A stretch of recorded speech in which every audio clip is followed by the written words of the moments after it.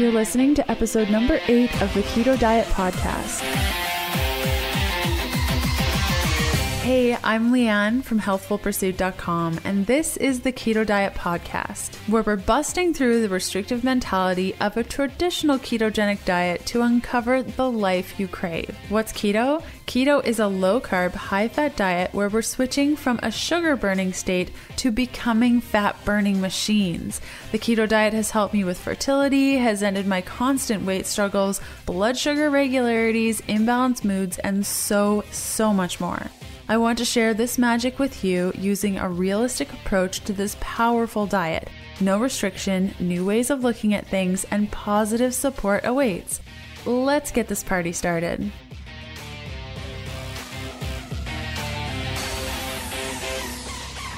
Hey guys, today is Sunday and I have been looking forward to this specific interview for like ever and ever and ever. Before I get into what we're going to be chatting about, the awesome thing this week that I have to share with you, and it may seem super simple and really ridiculous, but I've been carrying around a large water bottle, like something you would take camping that carries a bunch of liters. I think it's a 4-liter water bottle.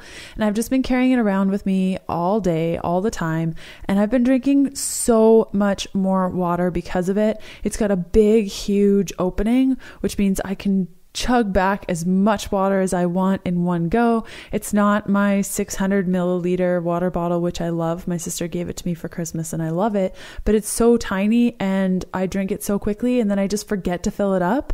So although it may be a little bit simple, carrying around a huge water bottle that's actually not even a bottle, it's just a big jug of water that you would make like juice in, actually helps you drink more water for reals. I've been doing it for weeks and I love it. So I wanted to share that awesome thing with you. Today, we are covering off the following items in this episode: the difference between bioidentical hormones and hormone replacement therapy, steps to supporting proper thyroid function, alternatives to birth control, overcoming amenorrhea, and so much more. Basically, all of the questions you ever had about hormones are going to be answered. The show notes for today's episode can be found at healthfulpursuit.com/podcast/E8. And let's hear from one of our awesome partners before we get started. The Keto Diet Podcast is excited to be partnered with Primal Kitchen, the makers of uncompromisingly delicious, high-quality, nutrient-dense, real food products that are also non-GMO and paleo approved. In the world of real food eating, it's what you put on your food that keeps it interesting, and food that's good for you tastes even better with Primal Kitchen foods. And they've just come out with a dairy-free, keto-friendly ranch dressing that you can slather on just about everything. Using 100% pure avocado oil as a base, their ranch dressing includes only the finest functional and health food ingredients like nutritional yeast, apple cider vinegar, organic garlic, onion, dill, cage-free organic eggs, black pepper, and chives. Stock up on all Primal Kitchen goods by visiting healthfulpursuit.com/primal and entering the coupon code FAT, that's all in caps, no spaces, for 15% off your entire order. I do have an announcement for you guys for this episode. As I mentioned last week, I just launched my Keto Holidays cookbook. It's a digital cookbook. It's an instant download. It's only $10. You can get it at healthfulpursuit.com/keto holiday. And there are over 30 keto recipes to help make your holidays and special occasions low carb, high fat, grain free, dairy free, and paleo.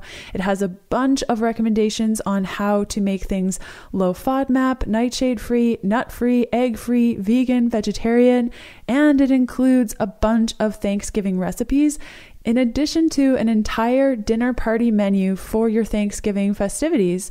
So it goes through exactly which recipes to create, gives you a shopping list for those recipes, and then goes through the macros of each. And the macros are super impressive. I'm really happy that I was able to stay with the classic ketogenic approach for this book. Really excited to share it with you. Again, that's healthfulpursuit.com/keto holiday, and I will include a link in the show notes for that.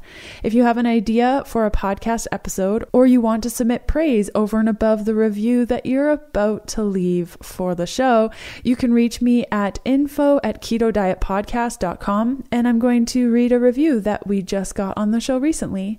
The review comes from Jen4163, and she says, Leanne, absolutely loving the new podcast so far. You have so much valuable information to share, and even though I don't follow a keto diet, I still learn something new each episode. Thank you. That's so great, and that's really what I wanted to do for the Keto Diet Podcast, is create a resource that all women can use, specifically those that follow a ketogenic diet.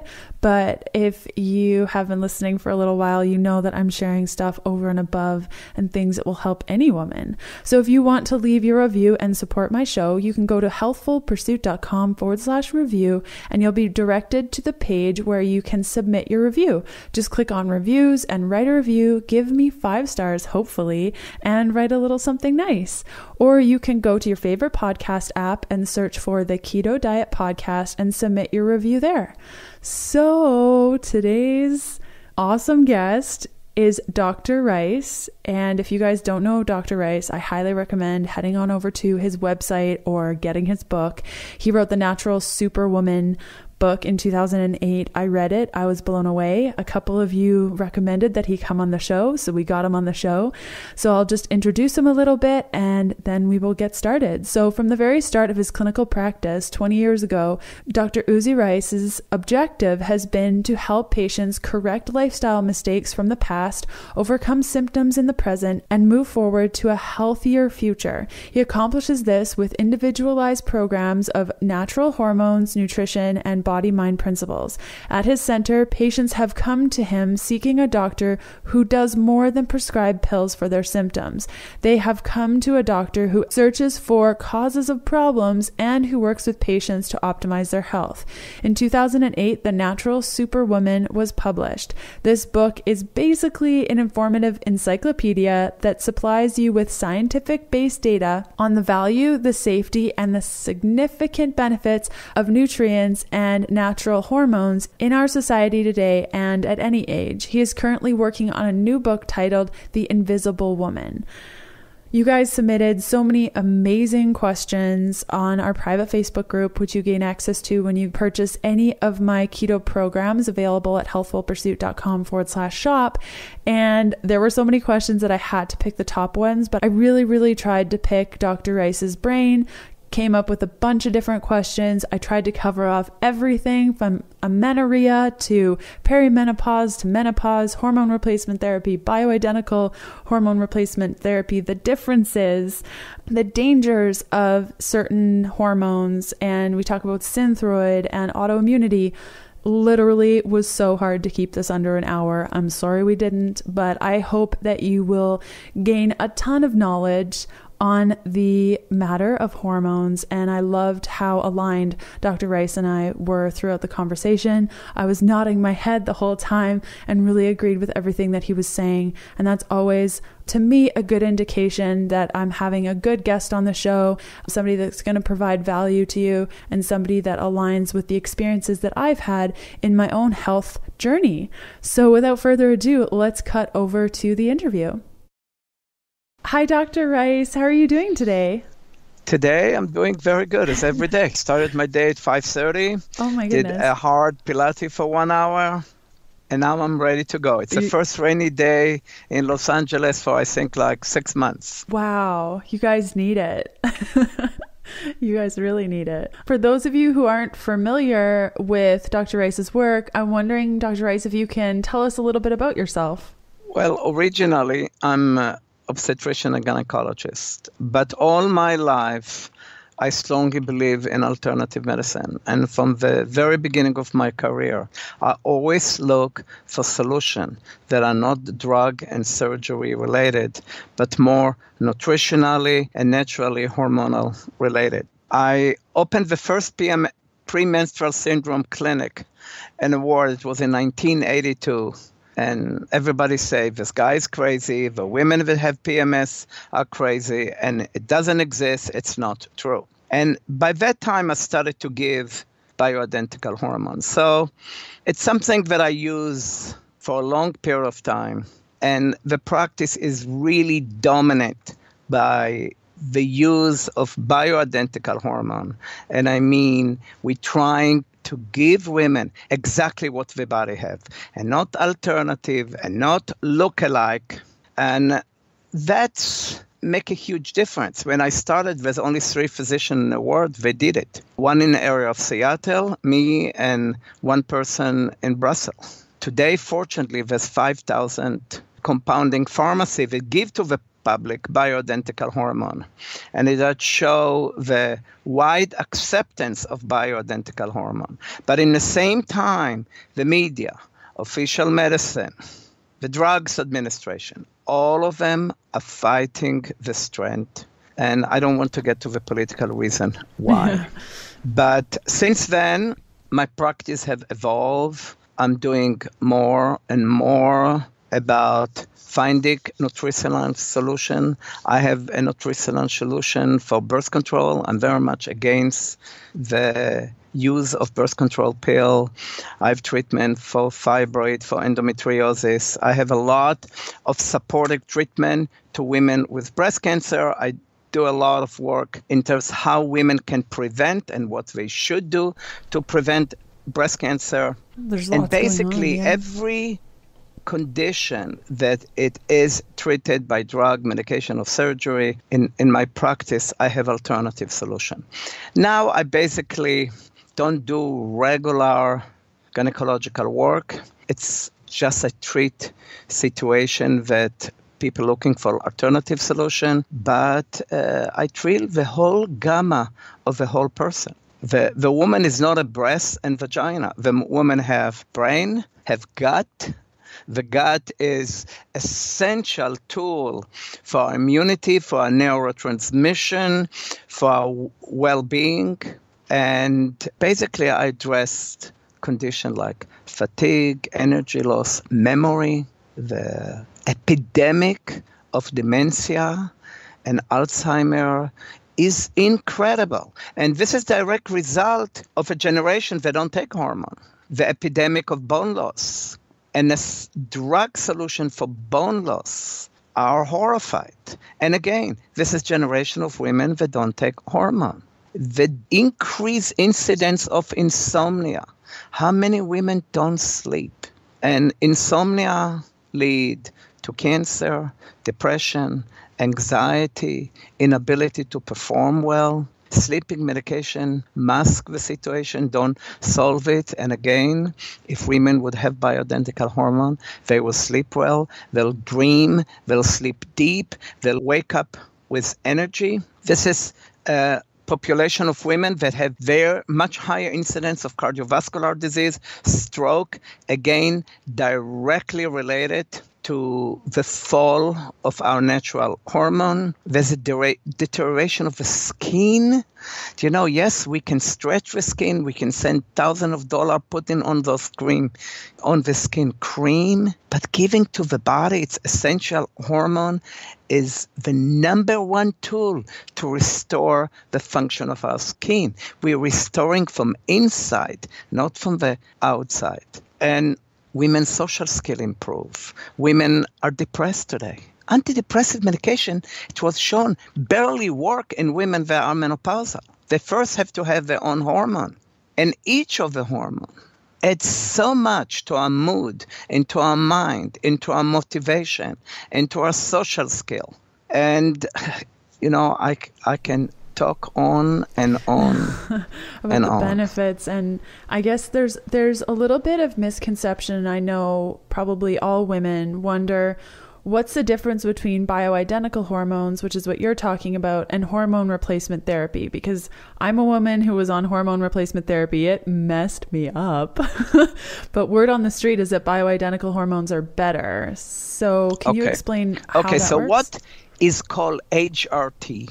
Okay. It's basically a combination of two chemicals. One, they took pregnant mare dehydrate them, sedate them, categorize them, put them in a small stall, and take the urine and make out of it hormone that they're given to women.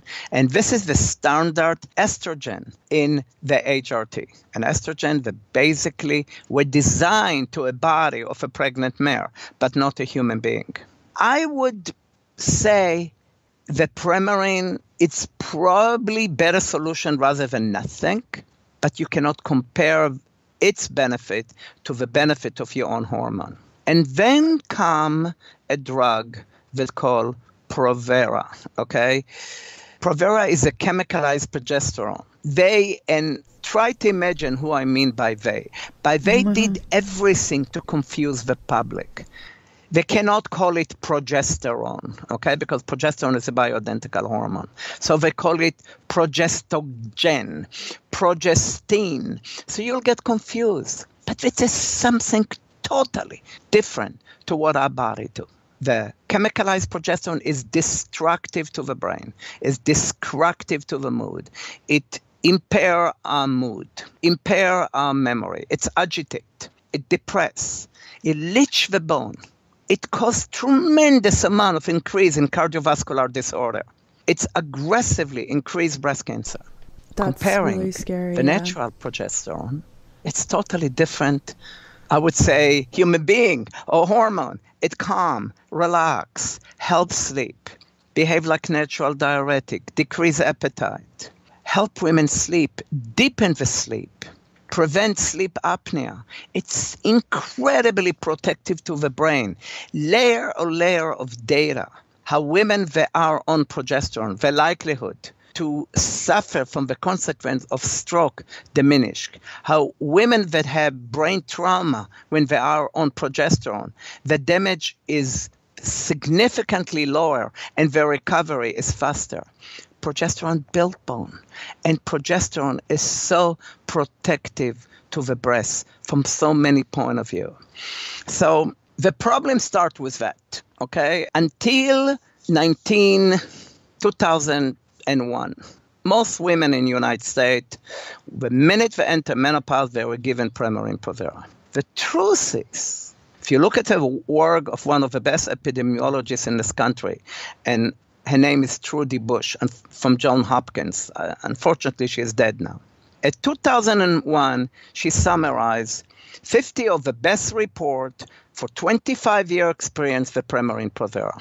And by the way, her first sentence is, it doesn't increase breast cancer. And a year later came the most traumatic, I would think, event to women in the world. The WHI study, the Women's Health Initiative, that basically, I will explain you very quickly how false it was and how false was the message. The message was HRT, hormonal replacement therapy, that are those two hormones cause breast cancer. The incidence was 28%. I can give you 50 other reasons that cause more breast cancer, including taking antibiotic for 50 days in your lifetime or drinking 1 cup of grapefruit a day. But that was mal-informed because those women didn't enter menopause. Those women were already 10 to 20 years in menopause. Number two, they misrepresent the result. When those women taken those two hormones, the urine of pregnant mare and a chemicalized progesterone, they have 28% more breast cancer. But 25% of that population haven't taken this chemical progesterone that's aggressively increased breast cancer. And we all know it. And this group have 23% less breast cancer. The report of the Women's Health Initiative should have been estrogen of the HRT decrease breast cancer, and the chemicalized progesterone increase breast cancer. Now look at that. The Swede registered everything. And immediately after that announcement, use of hormone in Sweden and Norway decreased by 60%. They wait for 88 years, and there's no decline in breast cancer. And then there's further decrease in the incidence of breast cancer in incidence of use of hormone, and breast cancer start to go up. They say, that doesn't make sense. They took all the data of a WHI study, and they claim that the statistic in the WHI study, it was intentional to show that those results. And they claim they did use more objective statistic, and the result of the same study, with the same data, that there was no increase of breast cancer, even with the two chemicalized hormone. And another group from South America did the same thing, and again they claim this: when you use proper statistic and not statistic, the intentional to show specific result, you see no increase in breast cancer. So the conclusion that women should have taken from this report, that estrogen, that is the estrogen that comes from a urine of a pregnant mare, it's safe. But the problem, those are not our estrogen. Those are estrogen that human being never had. So the easiest way to look at hormone and safety, we look at pregnancy. Pregnancy is avalanche of hormone. This is the Everest of hormone in women's body. The two estrogen, one of them go up 1,000-fold. The other one go up 10-fold. Progesterone increase 100-fold, not 100%, 100-fold. Testosterone go up, human growth hormone go up. And what happened to breast cancer? The women are pregnant. It go down by 7%. What happened? The young women with breast cancer would come today to the average physician in the United States and will ask him whether they can get pregnant. They will get a horrifying story of death before the pregnancy ends. But the reality is, if a young woman with breast cancer gets pregnant and her body is bombarded by this huge amount of bioidentical hormone, she lives twice as long, and the likelihood to have long-distance metastasis and death decreased by 50%. So basically, the message as it was given was not accurate and wrong. And one of the known scientists looked only at the small group of women that had hysterectomy and didn't take the Premarin, and calculate that between 20 to 100,000 women die early because they were not using hormone. And what about the rest of the population? So the story is a story of safety. And the reality is, when a woman comes to you, she has two questions. Would I die from breast cancer, or would I gain weight? Yeah. I answer something about the first question. But about the weight gain issue, have you seen many women in menopause that don't take hormone, that don't gain weight? The minute women enter into menopause, they have changes in the function of the mitochondria. The mitochondria is an engine that push the function of every organ in the body. And in a minute, this engine don't work. The body slow down, metabolism slow down, fat go up. There's a condition called leptin resistance that make weight loss even more difficult. So my answer to those women are always going on bioidentical hormone will decrease the rate of weight gain that all of them had experienced. For example, estrogen increase the satiety, the feeling of fullness in the body. It decreases a hormone called ghrelin that make you very hungry. And again, the metabolism go up. The body tendency to build muscle go up. The body tendency to lose fat increase. The tendency to diabetes decrease. The mood is better. We are not depressed and need to eat a lot of carb to lift our mood. We don't stay up all night nervous and can't sleep and eat. So those two main questions that women usually ask, will I gain weight? Will I die from breast cancer? I think the data don't support negative effect. And again, even the chemicalized estrogen had shown the women that use it have lower incidence of breast cancer. So it sounds like chemical-based, while it's not ideal, like the bioidentical stuff is definitely ideal to go on. Is that right? And then more yes, like and there are many other. The chemical-based estrogen is in a pill. And first, it increases inflammation in the body. It's not good.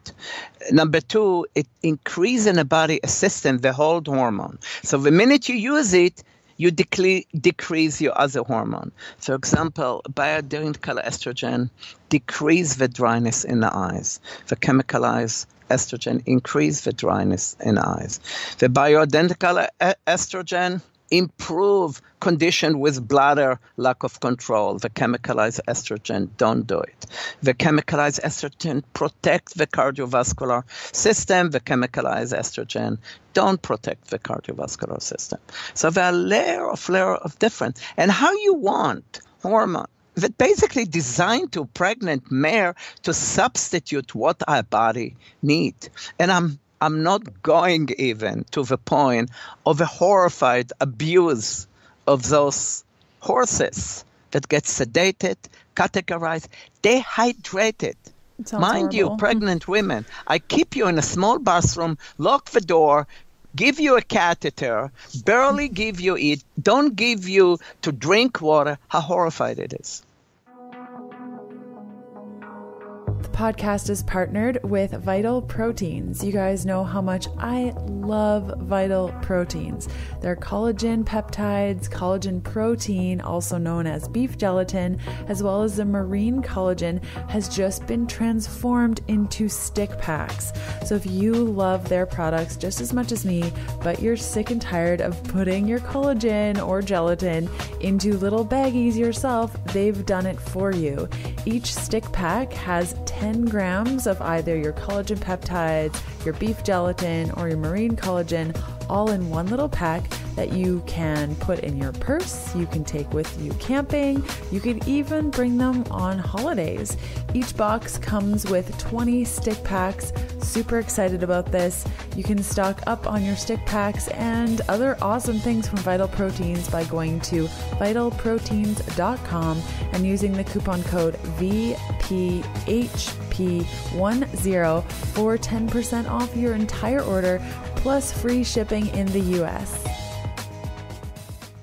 And would the same rules apply for, say, thyroid? Because I can't tell you how many people in my own practice, women that have been on Synthroid forever, and the difference between Synthroid, Nature Throid, desiccated thyroid. Would it be assumed that the desiccated would be best? You know, I've seen at least 140,000 women that I gave them different hormone. There's only one that I can state did better with chemicalized thyroid. Wow. But here is the issue. The issue is not so much the type of thyroid that I give to you. It's the system, how we measure thyroid function. You know, when I start medical school in 1972, when they taught me then about thyroid, we had no test of thyroid. Thyroid was already given for 120 years. They taught me, touch a hand. If the hand are dry, if the hand are cold, if they're losing the outside third of her eyebrow, if she losing hair, if she wake up slowly, if she wake up stiff, if she doesn't sweat, if she depressed in the morning, if she's gaining weight, if she's constipated, she has thyroid deficiency. Today, you go to somebody, he look at your result and tell you if you have thyroid deficiency or not. It's absurd because the normal, the so-called normal, is between the lowest 2.5% of the population to the highest 97.5% of the population. So mind you, all your life you were in the 80th percentile, and now you drop to the lowest 5th percentile. You're still normal. It's ridiculous. Yeah, I agree. The decision have to be mainly clinical. Also, the thyroid don't have just one hormone that's called T4, that this is the synthroid. The synthroid is only small portion of the efficiency. It moves into T3 that's way more effective. And by the way, it also moves to T2 two that is in charge of weight loss now. And we know that so many conditions interfere with the movement of the T4 to the T3. And especially when you take Synthroid, the body make another hormone in large quantity that's called reverse T3. They sabotage the T3. So if you don't look for T3, and in the blood level, the T3 is good, but the woman have every sign of low thyroid, usually you'll find out that she has very high reverse T3 that don't let your T3 work. So for me, it's first clinical appearance. And let us say I will be wrong. And let us say I would give into a woman minimal amount of thyroid. And I always start with everything as low as I can, but you can never predict how somebody responds. We have different genomic, and some people respond fast, some people respond so slow. So what would be this horrified thing that will happen? That happened one in 100 times, that I was wrong, and a woman don't need this thyroid. So for one day, she'll feel a little bit irritable, agitated, nervous. Okay, so with 1 out of 100 that I try to add it because she has symptomatology, she will not use it. But 99 other men and women will improve so significantly. Finally, they jump out of bed. They don't feel stiff. They don't have to be grouchy for half an hour before they feel like normal human being. They can sweat. The skin is soft. The hair are growing. The nails are growing. The bowel movement is softer. They maintain their weight. And you know, one of the most important things when it comes to Synthroid that you are talking is it has very long half-life. So when you take it the morning of the test, it appears like you have so much more than you really have. So you always, if you take Synthroid, you shouldn't take the thyroid the morning of the test. And not only that, the latest reports show that if you take the Synthroid at night, your body have ability to form more T3, and it's more useful. There's one thing left that I don't have yet to answer. I'm totally confused and conflicted about it. What do you do with autoimmune thyroid disease? Because there's some indirect data that maybe natural thyroid may be a little bit more offensive to people that have autoimmune thyroid disease. But I haven't developed yet a complete opinion about it. That's really interesting. And I think for any of these therapies, it sounds like what you're saying is a hormone protocol is more of a lifelong approach that's then changed as needed. Like, is it safe? I think I know the answer to this already, but is it safe to be on these therapies forever? Well, you make a choice. Okay. First, by the way, well, here comes to the holistic approach to medicine, okay? So you see somebody with thyroid disorder. They're obese, they're tired, they're depressed, they lose hair, etc., etc., etc. You check the number, and they obviously confirm it. You know, for me, confirm it. You don't have to be you can be in the 10th percentile and so-called within normal limit, but still you need thyroid. But then I question myself, what happened in her body that she lost this thyroid function? So number one, poor gut and inflammation lead to it. So we need to look at the gut. Number two, iodine deficiency lead to thyroid deficiency. Selenium deficiency. Selenium deficiency is such important factor that lead to thyroid deficiency. Now, when it comes to autoimmune thyroiditis, again, leaky gut, presence of parasite can do it. People that eat tremendous amount of cruciferous, for example, they will have the conversion of T4 to T3 lead to sign of thyroid deficiency.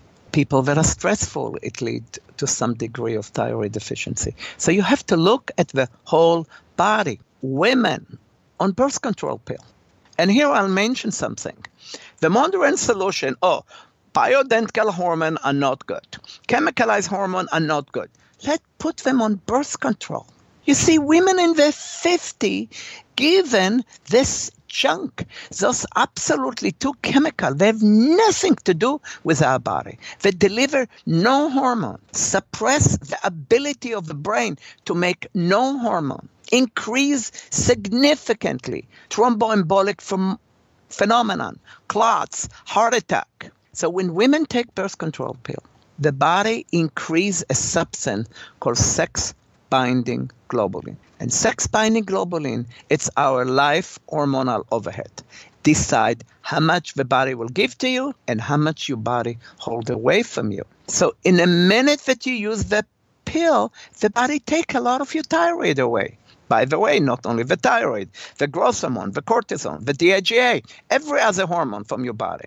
So when just you switch them off, the birth control pill, suddenly within 6 weeks, they have enough thyroid because the body don't hold it anymore. So we always have to think how to replace, why it's happened, what we can do to prevent it.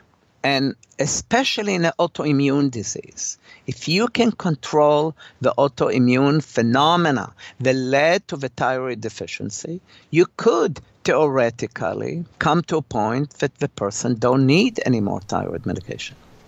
So in the case of low hormones, like we talked about thyroid and the reasons why thyroid would be low, what are the reasons why something like your sex hormones or cortisol would be low? Or okay, yeah. Okay, you're talking about, what do you mean by sex hormone? Like estrogen, progesterone. In my own experience, for example, it looked like a light switch had gone off in my body, like no hormones were being created. Yeah. You know, we are in an era. You see, I'm 71. I would say it's one good thing to be older, because I given hormone to women since 1982. At that time, it was the effect of the horrified, chemicalized environment on women and men hormone was totally different. In the last 40 years, there is 70 to 80% decline in the level of hormone in our society. Male get more feminized. Men lose testosterone, lose DHEA, lose human growth hormone, lose DHEA, lose pregnenolone, and the estrogen go up. Look at this generation of 20 years older. Half of them, I don't know. I'm looking for the men, and I can see young men with more estrogen than testosterone. I'm a small man, but my level of testosterone at 50 was 3 times as high as the level of testosterone in a young man today. The same for women. They go into menopause much earlier. The women go into menopause even in late 30. Women that try to reserve the egg in mid-30, many of them have problems. So they may not gone into menopause, but the body produce so much less estrogen. And the normal, you cannot trust the normal, because the normal is normal in people of bankruptcy. You look at the average of society of income of people in the United States, and you'll measure only the people on welfare. So most of the population is in hormonal bankruptcy. And finally, somebody have normal hormone, they tell you have too much. So we need to use clinical symptoms to understand. So if I see a 20 years old woman that she's not in menopause, she's not in perimenopause, and she come and tell us she barely bleeds, she's depressed, flat, uninspired, unmotivated, cannot sleep, feel hot at night, have dry vagina, dry eyes, foggy, uninspired, unmotivated, and those symptoms exacerbate when usually the estrogen go down is a week or 10 days before her period or during her period. You don't need much. She has estrogen deficiency. It doesn't matter she's not in menopause. And you add her bioidentical hormone and you turn around her life. So it's so important to always look at clinical finding. If you don't sleep, you're depressed, you have night sweat, you don't have enough estrogen. Point. And where does DHEA fall in all of that? Okay. So again, we are in an area of DHEA bankruptcy, because DHEA used to be the highest level hormone in the body of women and men. Women were around 600, when men were around 800. And if you look at scientific article from the 60s, they'll say it never go down before mid-40 and stop to go down by mid-60. Remember, DHEA, anti-autoimmune, anti-inflammatory, antiviral, anti-cancer, antidepressive, mood elevator, adaptogen, help us adapt to the environment around us. Let us feel better in a higher elevation. Let us feel better in a lower elevation. And nowadays, you see the most minimal level of DHEA in even young people. The only population of women that relatively have higher level of DHEA is women with polycystic ovary. And it was shown it's a body trial to protect them from protect the cardiovascular system. So DHEA is an essential hormone. It does so much. It hurts so little. And it's so predictive. Because when you give DHEA, you know exactly what is going to happen. You know exactly what going to be the sign when you take too much and you go down in a dose. You have no side effect in DHEA, but it turns to testosterone and give you oily skin, or it's agitate. So you can so safely start to give it, increase it slowly until I believe you have to reach the point that you cannot go up, because the number are so low. And again, different people will respond differently. When it comes to men, most of them can use 50 milligram. That toxic report over 100 milligram, most women can use about 10 milligram. Very few can take 50. But this is an essential hormone. This is a powerhouse to sustain the adrenal that it's so weakened in our society because people are so stressed. It's probably one of the best anti-stress hormone, but it doesn't work immediately. You're not going to take DHEA today and you're going to be not stressed tomorrow. But within few weeks, it will have incredible effect on you. Speaking from somebody who takes DHEA, this stuff has changed my life. And I'm on the 10 milligram and it's And amazing. you know, and many times it also changed the life of women because it's enhanced the level of estrogen in the body. And I always suggest women, always go to the point that you know you cannot take it. So if you go from 10 to 15, for example, and in the coming 2 weeks, you're not agitated, you don't have oily skin, that means you can tolerate 15. And then you see if you can tolerate 20. Most can tolerate between 10 and 15 milligrams. Yeah, I did 20 once and I was so angry. Yeah. And here it comes also. What kind of DHEA? Where it coming from? How pure it is? We're trying to micronize the DHEA so its absorption is better. We use, by the way, DHEA in a suppository that we put it in the entrance to the vagina because it both tightens the vagina because it enhances muscular activity and both lubricate the vagina because of estrogen that it gives. Some women are not tolerable to the DHEA when it's coming in pills, so we also have it in drop. Cream, I think you have to use so much in order to achieve something, but in small quantity. DHEA cream is wonderful to the skin and improve the quality of the skin.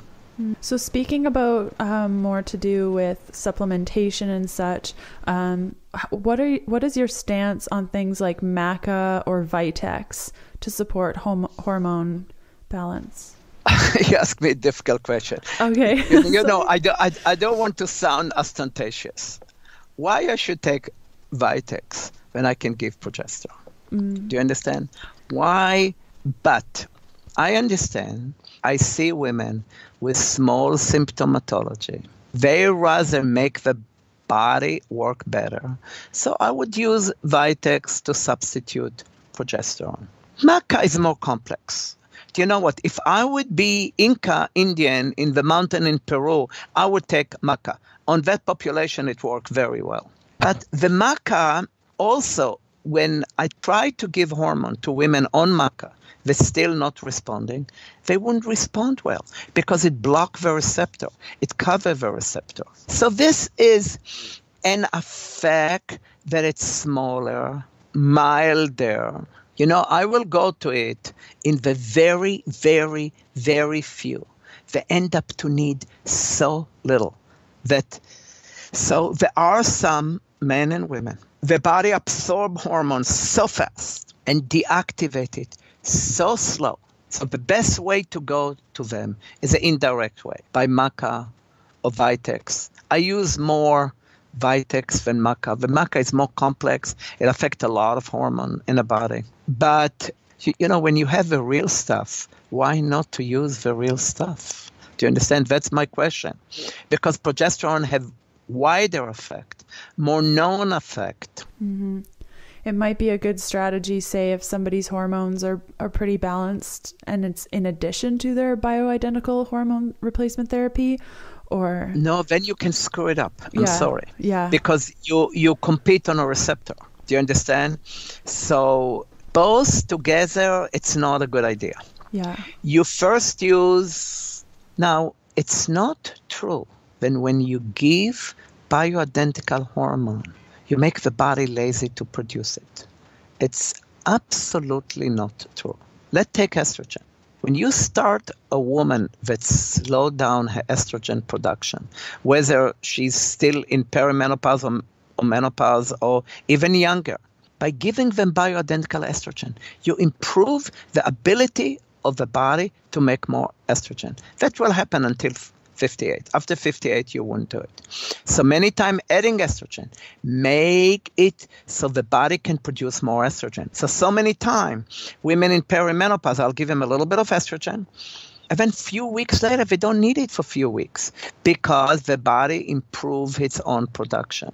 So in general, hormone, bioidentical hormone, never interfere negatively with our body production. But the chemical Beside natural cortisol. When you give natural cortisol over a certain amount that you should never give, then the adrenal glands start to make less.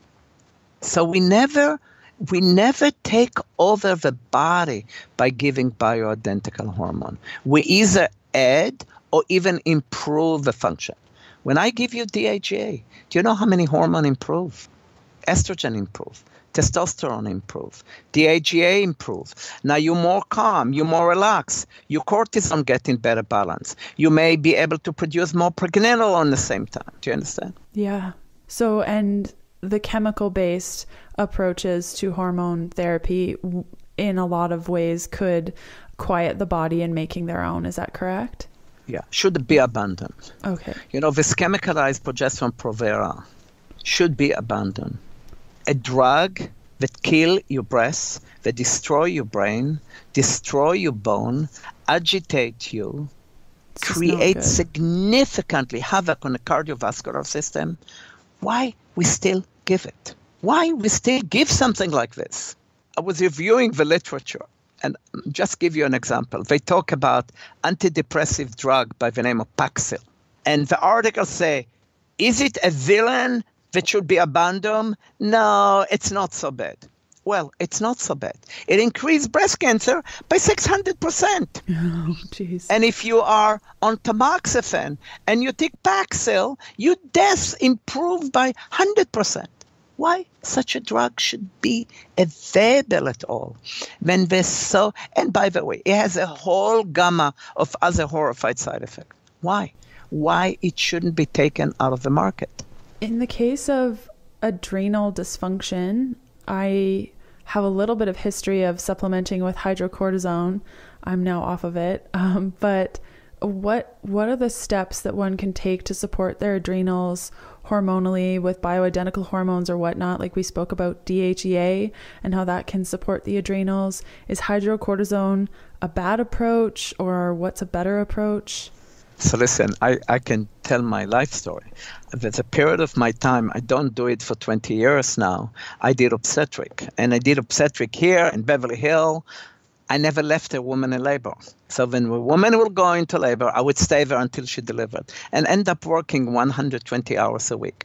How long it took until I collapsed and one day couldn't wake up in the morning and my cortisol was in the bottom. Okay. So the adrenal gland is a lifeline gland. If I'll remove the adrenal of the strongest man on earth, he will die in 48 hours. For the average person, will die in 24 hours. So we're all horrified by the name cortisol, but most of the cortisol they are given are chemicalized. But the adrenal hormone make natural hydrocortisol, and we can't function without it. So I won't get to the technology how to diagnose, but if you have adrenal deficiency, and westernized medicine understand one adrenal deficiency. It's Addison disease. You die in few months if you don't supplement. I'm not talking about this extreme like Kennedy have, but most of us have subfunction, not optimal function. And because of that, we're overwhelmed. We get everything tired us, fatigue us. We can't tolerate noise. We can't tolerate any change. We crave a lot of sweet. We feel dizzy easily. When that point comes, we have to do two things. First, we need to give the essence of life of the adrenal gland. And we need to give natural hydrocortisone in order to start to function, not to further suppress the activity. And we have to remember the natural hydrocortisone work for 4 to 6 hours. So we need to adjust it according to your activity. If you're going to exercise, you'll take much more than if you sit on a desk all day long.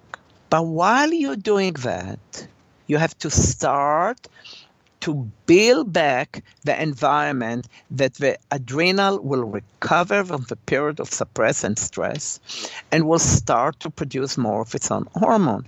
And we do it by giving glandular that are not active, by giving different herb that are adaptogen, that enhance adrenal function, maybe a little bit of licorice that keep the cortisol a little higher.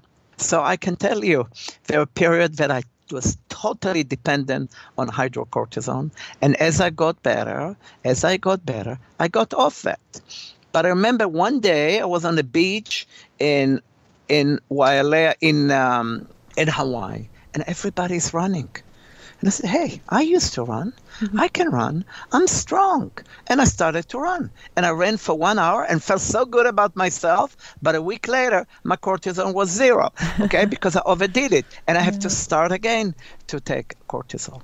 So it's a lifelong balance where there are periods that you need to add some bioidentical cortisol or just support it with, and definitely DHEA and pregnenolone, a strong supporter of the adrenal gland. They are adrenal hormone, but also when we want to help our adrenal gland, we have to abstain with conditions like stress and insomnia and agitation that will further deteriorate the function of the adrenal.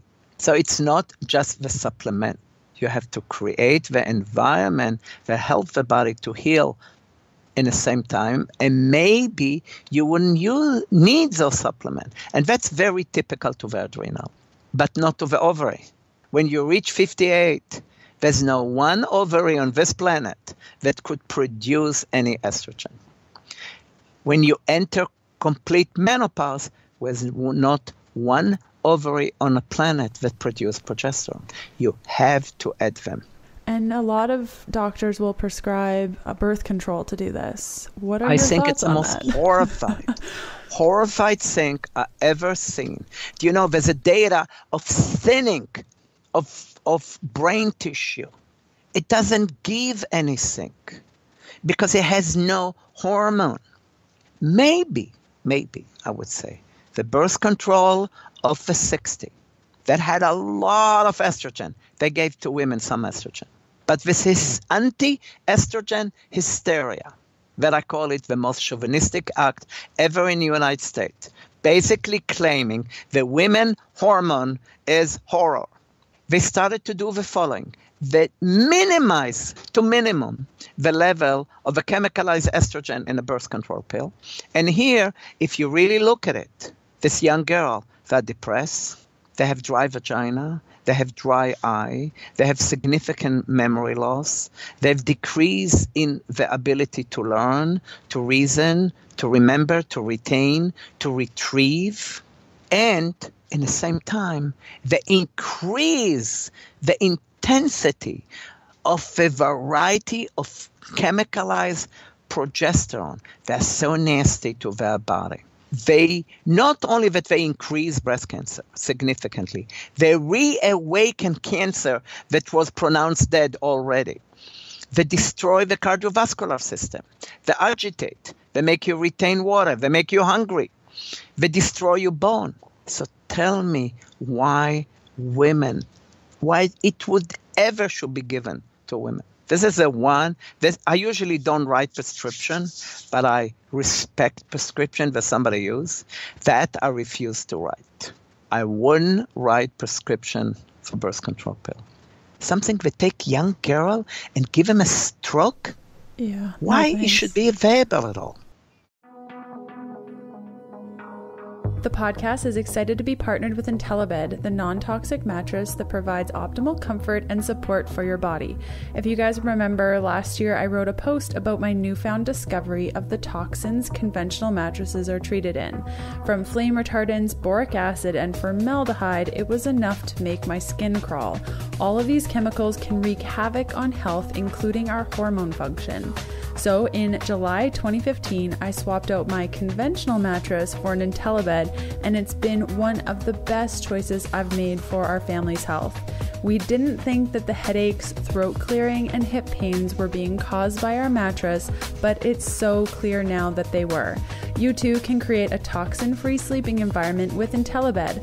Head on over to healthfulpursuit.com/sleep to get 10% off your IntelliBed order, plus a free BlendTech blender when you place an order on or before December 5th, 2016.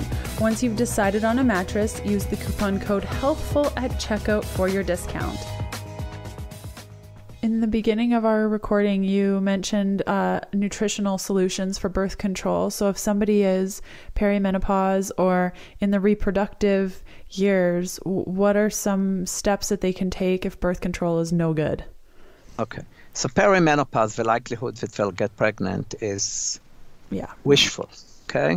Unfortunately. But what I do, well, we basically have only 4 systems. Withdrawal that don't work. Using different form of barrier, like rubber or diaphragm. By the way, the diaphragm work just because of a gel that it's anti-spermicidal, but this anti-spermicidal gel will enter your abdominal cavity from the uterus. And I'm horrified to think how it will irritate and how it will affect the body. Then there's IUD. It's invasive system, and especially there's IUD that have chemicalized progesterone that even the Scandinavian that produce it had shown that increase breast cancer. So what I do, I use bioidentical progesterone to create birth control-like environment. And by the way, 50 years ago, Greenwald, one of the most known endocrinologists in the country, registered it as a patent for birth control, never use it. Because when I take young woman at any age, and rather that she would have the progesterone being produced in the last 2 weeks of a cycle after she ovulates, I give it around the clock. I usually give, because what I want to achieve that the lining of the uterus will be paper thin. So I give him progesterone in suppository. By the way, the minute you put progesterone in suppository, you eliminate the mucus. There's no mucus. Progesterone eliminates the mucus. And if you use it before ovulation, there'll be no mucus. And they use progesterone in cream during the day. The truth is that it takes a period of 10 to 12 weeks of totally irregular bleeding until they come to a point that they don't bleed at all. They don't bleed not because we affected their hormone. Their hormones are ongoing and they're perfect without any disturbance. We eliminate the thickness of the lining of the uterus. So the uterus lining is paper thin. Nothing can be implanted. Nothing can get in. And I do it for at least 30 years. Wow. A few thousand women that I did it with them. I don't recall even one to conceive. And it will work on about 95 out of 100. There's 5%.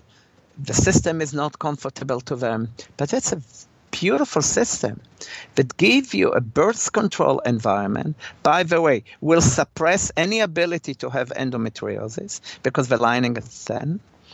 And the minute you want to conceive, you stop it. And just as a sudden, you return to normal cyclicity. That's amazing. That totally blows my mind. But nobody's going to use it. Nobody's going to use it. You can't patent it. Yeah. You know what? You cannot make money out of it. Hey, it's not going to be used. Yeah, it's unfortunate that but that's people the state. that deal with bioidentical hormone, that's a good way for them to use it. And especially the need to apply the progesterone at night deep vaginally, because deep vaginally, it goes to a cervical artery, the lead first of the uterus. And that's how it creates the thinning of the lining of the uterus. I love that strategy. I can't, like, that I know is going to help so many people. That's the incredible start to endometriosis. You'll see, besides that I give a lot of anti-inflammatory in different way, this will heal the symptomatology, the pain, the abnormal bleeding. It's very good. And the same thing, fibroid, endometriosis. They all come, by the way, fibroid, endometriosis, breast cancer, uterine cancer. They all come from one origin. It's a subtype of estrogen. By the way, this is not the estrogen that we give to women that call 4-hydroxyestrone and estradiol. Those are the most vicious estrogen in our body. Nobody look at them. I can see a woman with breast cancer that they frighten the hell out of her from estrogen, but she's full of 4-hydroxyestrone and estradiol. And there are ways for us to work on those systems, diminish them, and convert them to type of estrogen that are not as aggressive. In the case of amenorrhea, this seems to be a huge problem. As somebody who suffered from amenorrhea for 8 years, I wrote a blog post about it a couple of years ago and was surprised at how many women don't get a period. What are the steps that one can take to get it back using your... So first, the number one villain for that is birth control pill, okay? The birth control suppress the body so much so he doesn't wake up. But what you're talking about a woman that at young age barely have a period or have irregular period? Okay. Yeah, like either they had a regular period and then probably started dieting. So that's called a hypothalamic amenorrhea. Yeah. The few reasons. You know, we are in a society that you have an ounce, and especially here, ounce of weight too much, you should be shameful. So lack of nutrient, it's a big reason for hypothalamic amenorrhea. So you have to look at the nutritional approach. Thyroid is the main reason for hypothalamic amenorrhea. You have to look if there's proper thyroid function. Too much of a hormone called prolactin can cause it. But what actually I do, there's two issues. The first issue is this is a young woman that suffers from the same thing as women in menopause. They don't have enough estrogen. They have decline in their brain function, bone function, heart function, skin. Every system in the body deteriorates. The eyesight deteriorates. The hearing deteriorates. The vagina is not functional. So because she's young, it doesn't mean we don't need to substitute it. We have two choices. Either we'll substitute it with bioidentical hormone. Obviously, the common mistake is to give birth control pill, and they have a period and they're happy. But basically, we further had suppressed the situation. Another possibility is to do everything that you can to enhance the body to regulate itself. So the interesting thing, estriol, that one of the most incredible estrogen, that hardly is used, unfortunately. I never give estradiol, the main estrogen we give without estriol. The only group I don't give it is women that have melasma, because estriol enhances the melasma. Estriol go up 1,000 times when women are pregnant. That's why a lot of pregnant women have melasma. But if you give estriol alone, many times, that it's incredible trigger for the hypothalamic area to start to work. Also, as I said before, adding estrogen don't make your brain more lazy to make estrogen. On the other hand, enhance it to make more estrogen. So the first thing that I would do, those young ladies, is not that they have no estrogen. Most of the time, they have little estrogen. If they would not ovulate and have normal amount of estrogen, they will not be hypothalamic amenorrheic. They will bleed like crazy. They'll have water retention. They'll have breast pain. But first, for a cycle or two, unless they're very deficient in estrogen, I'll give them just progesterone. Because sometimes giving progesterone for 2 weeks plus estriol trigger the endocrine system to work better. Something else, I always give them melatonin. Melatonin improves your endocrine function. I make sure that the prolactin is low, because prolactin can suppress, again, the endocrine system. So the either will be replaced just with progesterone or with estrogen, estriol, and progesterone. And by the way, every one of those women, you have to look if they have some symptomatology of polycystic ovary. If polycystic ovary 50 years ago was very rare event, and it used to be called Stein-Levitan syndrome, and those women look like very unappealing men, today you can have beautiful woman with beautiful skin, without acne, with a lot of hair, and she has a lot of the characteristic of polycystic ovary. We know today that it's coming from chemical, from plastic that their mother had taken when she was pregnant. It's one of the main reasons. But if you have symptomatology of polycystic ovary, that's another reason for irregular period. And then we can do totally different things to enhance the period. We mainly concentrate on decreasing the insulin resistance. We give them large dose of inositol and different type of inositol that will enhance it. So, and again, as I said, you have to make sure that the thyroid is optimal. But the key, because she's young, it's not okay that we keep her hormonal deficiency. Those are the years that she has to learn, to grow, to excel, to improve. And we need to completely replace them. And many of those girls, young girls, have human growth hormone deficiency. There's also a big problem to that. The level of human growth hormone in the population is 70 to 80% lower what we used to be. And many times I would stimulate the reappearance of a normal cyclicity with human growth hormone. They have such strong effect of everything in our brain function. Phenomenal. I know that everything that you've just shared is going to be so helpful. And I'm sure a lot of women listening are like, this man is amazing. How do I work with him? Where do I get support? Because you're so knowledgeable and not everyone lives in LA. So I know.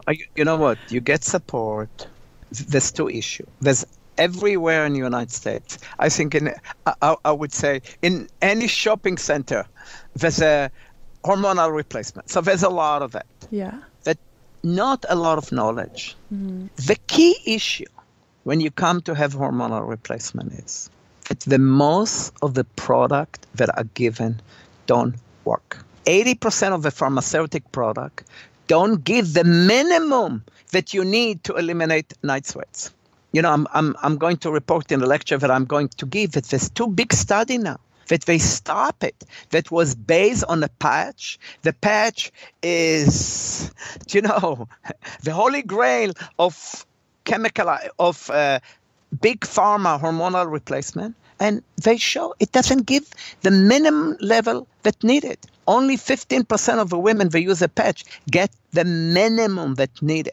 They need to make sure that nobody determines from them what is enough. Nobody knows what's enough to you. You know what's enough to you. And if you take 12th grade today and look at the level of hormone in the 21st day of the cycle, it will range from 70 to 400. And nobody can determine what is right to you. And you have to make sure when they give you estrogen, that's very simple. Always 3 things a measure. The level of estrogen, that's estradiol, something called sex-binding globulin, that's in charge of how much your body gives to you and how much your body holds for you, and the FSH. This is the follicular stimulate hormone. This is your brain tell you how much I think you have. When women are in fertility age, it's under 10. When it got to 15, there's already a question if they can get pregnant. As they get more into perimenopause, it go up. And in menopause, it's over 100, while the estrogen is 0. So those 3 tools will let you know if you have enough estrogen. Because if somebody tell you, oh, yes, your estrogen is 200, it's too much, but the FSH is 40, your brain don't think you have too much. And many times it's because your sex-binding globulin is higher than normal. And many times it's a result of use of birth control pill or estrogen in a pill form. And that means your body don't give you what usually the body get. He give you much less. That's why you need much more. So the key when you give a hormone anywhere and you don't feel right, you didn't obtain back your vibration, your smart thinking, your deep sleep, your motivation, your sexuality, your social skill, your happiness, you 99% don't have enough estrogen. And so many products don't give enough. And by increasing the level of estrogen in those products, it won't work. You have to find other products that work better. Brilliant. So I guess if you're working with a doctor that maybe prescribes a chemical-based hormone replacement therapy. No, you shouldn't work with a doctor who prescribes chemical. This is 18th century. Yeah. You know what? This is 18th century. And by the way, one thing to say, a lot of women get hysterectomy. I wouldn't mention why. But the minute they get hysterectomy, say you don't need progesterone. Why? Because they finally learn that the chemicalized progesterone is so vicious. Yes, you don't need chemicalized progesterone, but the natural progesterone is not there only to protect you from cancer in the uterus that the estrogen alone does. Progesterone protect your brain, calm you, relax you, build your bone, take fluid out of you, decrease your craving, decrease your anxiety, strongly protect you from breast cancer. This is something cardinal to be used with estrogen. And not only that, there's like a secret subliminal formula that the progesterone protect your body from utilizing the estrogen run. Amazing. And I think that a lot of the things that you said can also help people find a doctor support. Would you recommend that somebody just Google like bioidentical hormone? You find it from friends, for people that have gone, from people's story. You might be talking to your general physician that have experience. You ask around. You go by yourself. You don't listen to any bullshit. You want to see result. And when you're given the right balance of hormone in a short period of time, you go from being depressed, flat, uninspired, unmotivated, don't care, don't sleep, don't retain, don't retrieve, not sexual, to somebody that is visible, happy, inspire, motivate, remember, retain information, retrieve information, see significant change in his body, skin, sexual, empower, motivated. There's no two way. You either have enough hormone or you don't have. Brilliant. Is there anything else that you want to end our recording on? Anything else that you feel like we didn't cover? Okay, I'll tell you just one thing. Okay. Because this month I had You see, the most expensive organ in the body is our skin, okay?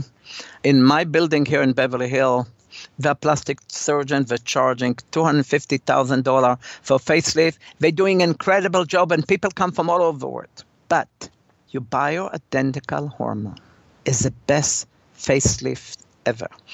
I seen this month first a woman that I was taking care of her for about 20 years. They're twin from the South. The mom died from breast cancer. They came to me about 20 years ago. One have every symptom in a book, said, I'm going to take hormone. I don't care. I tried to reassure her. The other one had no symptoms, said, unless you guarantee me that I will not get breast cancer, I won't take it. Fine. One took it. The other one didn't take it. A month ago, this woman come to me, but she come with an old lady. And I said, you know what? I'm so sorry. I'm so happy to see that your mom is alive. I was always sure that she was dead.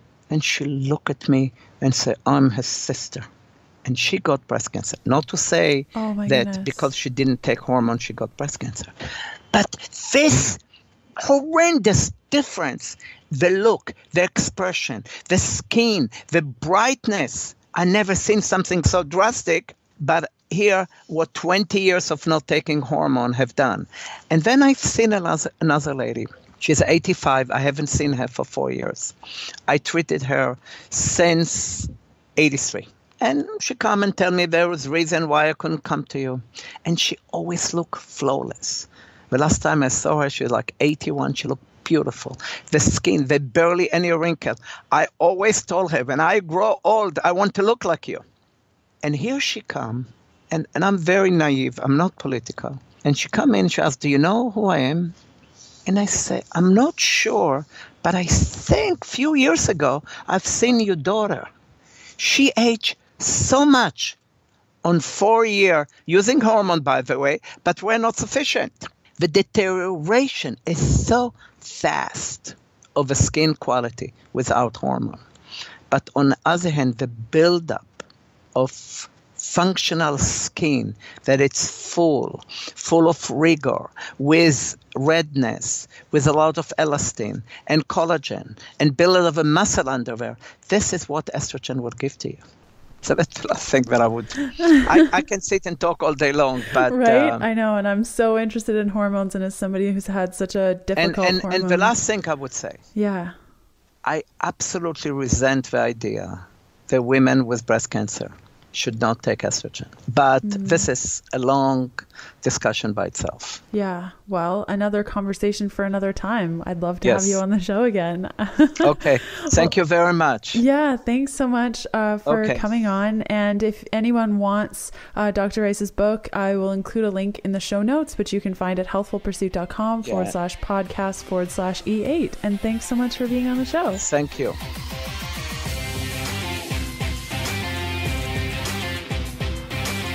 And that does it for another episode of the Keto Diet Podcast. Thanks for listening in. You can follow me on Instagram by searching Healthful Pursuit, where you'll find daily keto eats and other fun things. And check out all of my keto supportive programs, bundles, guides, and other cool things over at healthfulpursuit.com/shop. And I'll see you next Sunday. Bye.